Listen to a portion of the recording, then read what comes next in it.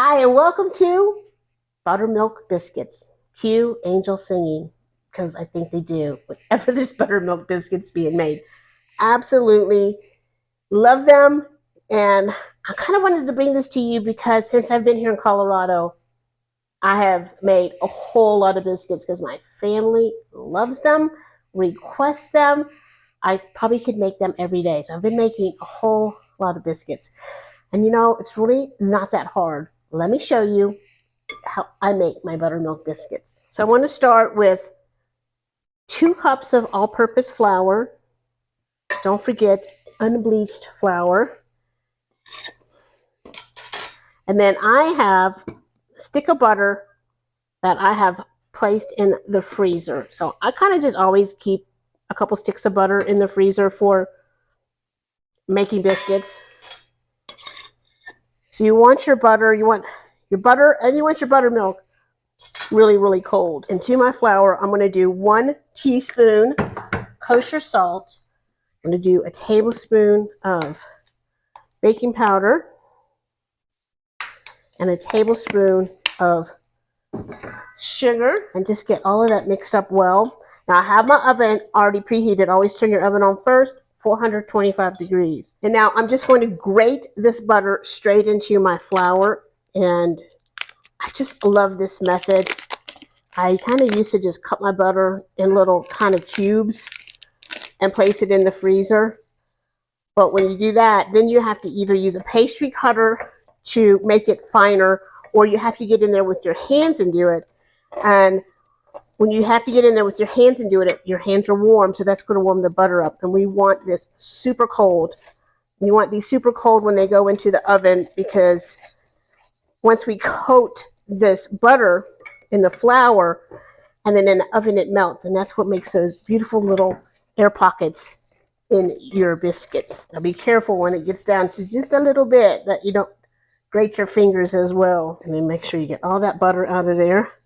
Sometimes it likes to stick, and I think your hand is the best thing here. And again, we're going to work quick because we don't want to heat this up. We just want to coat the butter with the flour. Normally I do about a cup of buttermilk, and this really depends on kind of where you are. I have found that here where it's so dry that sometimes I have to add another tablespoon or 2 of buttermilk.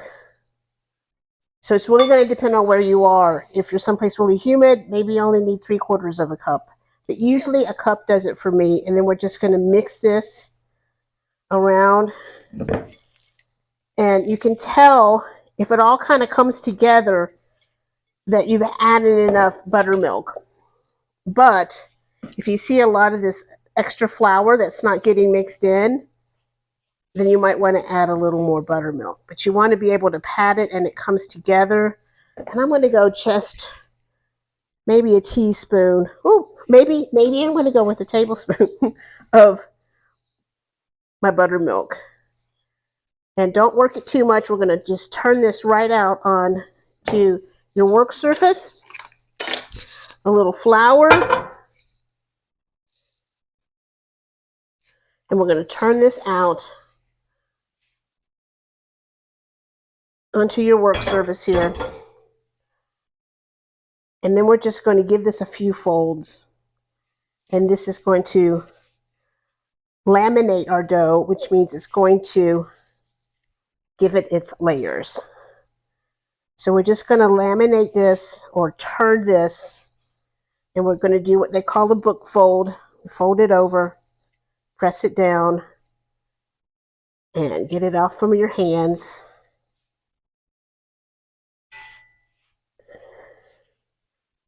Maybe three or 4 turns. So we're going to fold it again, push it down, and you can see it's starting to come together. And if you got some loose flour, part of it is what I did on, make sure you can see on the board, and some of it's from this, and that's okay. That just kind of means you didn't need it. All right, so I'm going to go 1 more fold and push it down. Now you can just pat this out with your hand to the thickness that you want.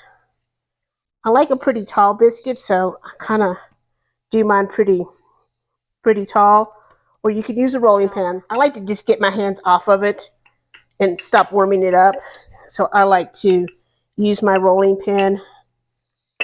And then I'm just going to kind of square it. I want it even. I want a nice even here. Now comes your cutter. Now, it's very important to have a cutter that's super sharp because we want to cut through this biscuit. We do not want to pinch it. So you want something sharp.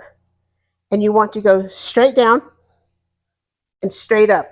No twisting, because when you twist, it pinches it. So I'm going to put that up there. Do you see all those layers? All these different layers and how open and flat that is? If I twist it, if I go like that, it's going to pinch those in. And we do not want that. So straight down. Now, you can see the skillet is too big, but this was the smallest one Sam had. So I still want to do them in this cast iron skillet. And straight down, and we're going to cut until we can't cut anymore. And then we'll rework our dough. So then just gently just push your dough back together and cut until you just can't get any more.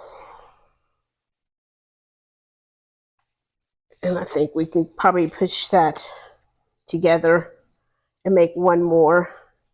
We'll just hand form him. You want your biscuits close together.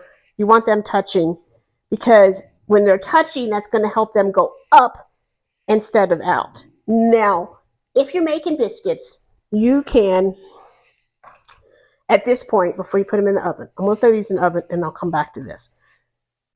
12, 15 minutes, 425 degrees. Now, if you're making biscuits and you want to make, while you're making, do 2 batches, you can, before you unbaked, put them in the freezer. So these are frozen, frozen, frozen. So put them on a sheet tray, individually freeze them, and then you can pop them into your freezer and have biscuits, not baskets, have biscuits whenever you need them. So that way, maybe you only want to cook 2, maybe you only want to cook 3, but they're ready to go in the freezer when you need them. And they just put them in the oven like normal, and they just take a couple more minutes to bake. So make extra, put them in the freezer. Sam, biscuits in the freezer for you. Fresh biscuits. You can see that last hen when we got a little out of control. That's okay. It's still going to taste good. I'm making biscuits today because I'm recreating one of my mama's dishes from one of her recipes, and I thought biscuits would be perfect for it. And that is hot. So let's just have a peek here. Oh, so beautiful. Isn't that gorgeous? And the true test is in the layers, and just how flaky it is. Isn't that beautiful? I have a little butter on here.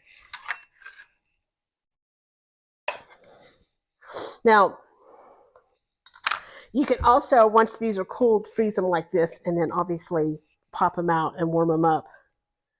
And another thing that is probably my most requested thing here is biscuits, but biscuits with sausage gravy. So I'll have to make some sausage gravy for you as well.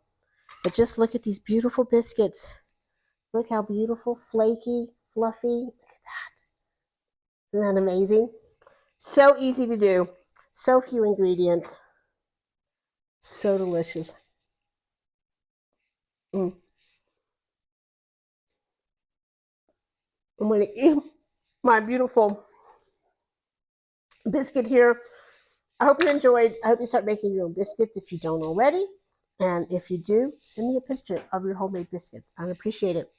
Just like I appreciate all of you. Thank you for being here. And I will see you later. Bye.